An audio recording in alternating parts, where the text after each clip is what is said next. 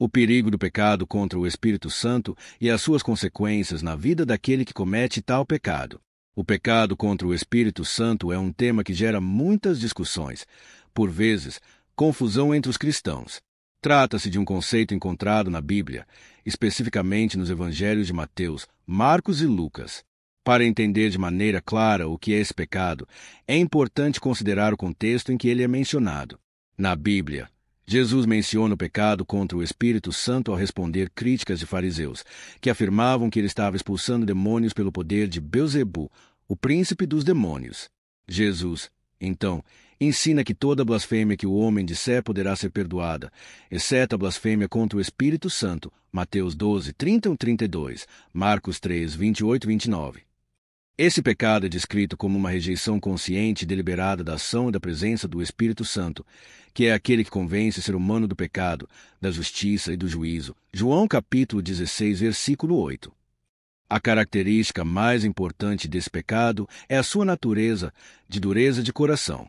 Quando alguém insiste em negar e rejeitar a obra do Espírito Santo, que é crucial na salvação e na revelação de Deus, essa pessoa é colocada em uma posição em que não há retorno para o arrependimento. Isso porque, se alguém não reconhece a obra do Espírito em suas vidas, é impossível que ele busque perdão de Deus. As circunstâncias que podem levar alguém a cometer esse pecado geralmente envolvem um profundo estado de rejeição a Deus, uma insistência em viver em eu, mesmo diante de evidências e convicções.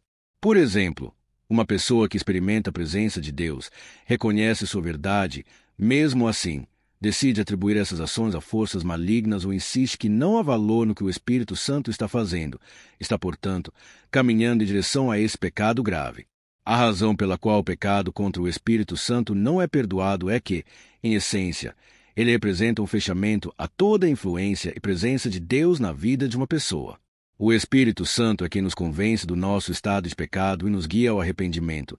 Se alguém rejeita essa atuação, a esperança de perdão se torna inexistente. Tal estado de espírito se torna uma barreira intransponível entre o pecador e a graça divina. Em suma, o pecado contra o Espírito Santo é um ato de rejeição deliberada da verdade de Deus e da sua ação em nossas vidas.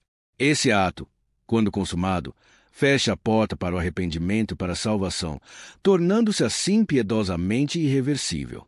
É importante que estejamos sempre abertos à direção do Espírito Santo em nossas vidas, permitindo que ele nos guie em um caminho de amor, arrependimento e perdão. A gente percebe a ação do Espírito Santo em nossas vidas, por exemplo, quando fazemos algo errado e, em nossa mente imediatamente, vem aquele sentimento de alerta dizendo que aquilo que estamos fazendo não está certo. Esta situação é muito boa para o pecador, pois o Espírito Santo de Deus ainda está atuando na mente do transgressor. O perigo está quando esse aviso que entra em nossa mente deixa de existir. Se ele deixar de existir, podemos ter certeza que já estamos em um grau bem elevado de consciência e amizade com o diabo, e inimizade com o nosso Deus. Quando ainda sentimos a voz do Espírito Santo de Deus em nossas mentes, é bom dar ouvidos, pedir perdão, clamar por ajuda ao Espírito Santo e abandonar a prática pecaminosa acariciada em nosso coração. Deus sempre está pronto a nos perdoar, desde que exista um arrependimento sincero e o abandono imediato do pecado.